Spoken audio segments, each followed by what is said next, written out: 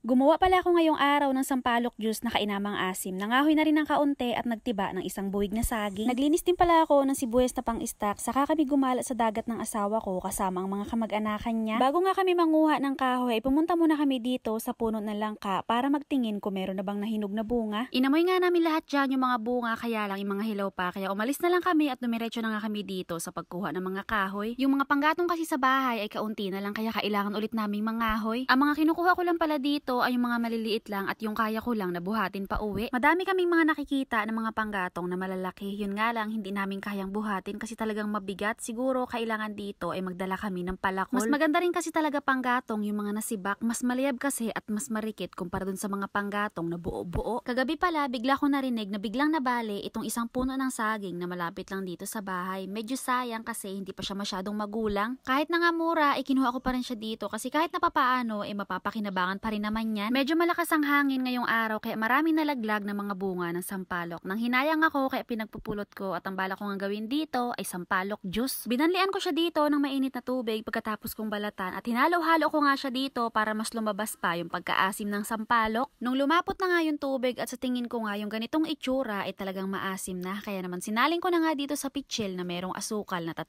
kutsara. Masyado pang maaga para uminom nito at baka sikmurain ako kaya nilagay ko muna siya sa ref para lumamig na rin. Yung tiniba ko pala kanina na isang buwig na saging ay nilagay ko lang dito sa gilid at nakita ko nga na tinutuka-tuka ng manok kaya naman piniling-piling ko na nga siya ngayon para mailagay sa sako bago patuloy ang ubusin ng manok. Mura pa talaga ang saging na to na natumba kasi talagang maliliit pa yung bunga niya. Naisip ko tuloy dito na parang masarap to i-banana chips o kaya naman ay gataan gawing merienda. Matapos yan ay pumunta naman ako dito sa dating kulungan ng manok ng kapatid ko para tingnan yung mga sibuyas namin na pang-stock kung okay pa ba lahat at hindi pa nabubulok. Pagkaakyat ko nga dito sa taas meron akong mga nakita ng ilang piraso na mga sira na at sa tingin ko nga rin lahat ng sibuyas na to ay kailangan ng balatan kasi kung hindi pa ay talagang tuluyan na silang masisira lahat. Kalahating red bag nga lang muna dyan yung binaba ko at yung matitira ay sa tingin ko sa ibang araw ko na lang sila babalatan. Marami pala kami mga sibuyas ngayon na pang-stock kasi nung mga panahon na binili namin to ay mura lang parang 13 lang yata per kilo. Hiniwalay ko na rin pala dito yung mga sibuyas na hindi na pwedeng pang-stock at eto nga yung mga una naming gagamitin. Gusto ko pa sanang dagdagan dyan yung mga babalatan ko kaya lang meron pa kasi kaming pupuntahan kaya sa ngayon kalahating red bag lang muna. Pagkatapos balatan lahat ay binalik ko na ulit siya dito sa dating kulungan ng manok. Hindi kasi to pwede na nakalagay lamang sa red bag. Kailangan kasi talaga dito ay nakayangyang. Marami na kami sibuyas na pang-stock sa darating na tag-ulan. Bawang na lang ang poproblemahin namin. Sa luya naman marami yan dito sa bundok huhukayin lang. Sumaglit din pala ako sa palengke dahil meron pinabili sa akin yung kapatid ko at dahil nga dyan ay napabili rin tuloy ako ng pakwan na kulay dilaw ang laman. Bihira lang pala kaming makakain ng dilaw na pakwan. Ang palagi lang kasi talaga namin tinatanim ay yung kulay pula ang loob. Hindi bagong pitas itong napili ko na bilihin pero kahit na ganon ay talagang malutong pa rin siya at matamis. Pagkatapos niyan, mga bandang 11:30 siguro to ng umaga ay pumunta naman kami dito sa dagat na kung saan ang mga kamag-anakan nga ng asawa ko ay kaninang umaga pa daw sila nandito. Diretso nga kaagad ang punta ko dito sa Umuuso kung saan marami silang iniihaw ng mga isdang dagat. Inaya na rin pala kami dito na kumain ay syempre umuo na rin kaagad ako dahil medyo nagugutom na rin kasi ako at galing nga ako sa taas ng bundok para mangahoy. Dito pala sa probinsya nakasanayan na namin ang magmano sa mas nakakatanda sa amin sa mga lolo at sa mga lola. Eto naman ay tanda lang ng paggalang. Maya-maya nga konti ay family picture daw kami dito at eto nga ganito lahat kami karami dito pero sabi nila wala pa daw to sa kalahati ng angkan ng asawa ko. Balik naman ulit tayo dito sa pagkain. Maliban sa mga inihaw na isdang dagat, meron din pala sila ditong mga sopas at saka tinolang manok. Panay lang ang kain ko dito sa may gilid habang yung anak ko naman ay naliligo na sa dagat. Maliligo nga sana ako dito kaya lang wala naman akong dalang damit at saka grabe din talaga ang init. At dahil nga hindi ako makaligo kaya ang ginawa ko dito ay kumain na lang ako ng kumain. Yung isa pala namin kasama dito meron siyang napulot na nyug. Inaalog-alog niya pa nga dyan kung talaga bang ayos. Abay syempre sayang naman ang effort kung maiuuwi mo ay bulok. Nung nagsiyayaan na nga dito na umuwi na ay unti-unti na rin sila dito nag-aabutan ng supot na pambalot. Yung iba ang ibinalot ay yung mga natira sa pulutan. Abay syempre sayang naman kasi yung mga natira ay pwede pang ulamin ngayong panghapunan. Mga bandang alas 4 siguro kami ng hapon ito umuwi at pagkarating nga sa bahay idiretso kaagad ako dito sa ref para kuhanin yung pinalamig ko kaninang umaga na sampalok juice. Masyadong matapang yung pagkaasim niya dito kaya nilagyan ko pa siya ng kaunting asukal at saka isang yelo. Masarap din naman pala talaga siya inumin lalo na kapag malamig. Yun nga lang talagang maasim to. Mas maasim pa sa kalamansi juice. Mas maganda siguro tong inumin ng merong mga sipon at saka merong mga ubo pero dapat yung hindi malamig. See you na for today's video. Thank you for watching!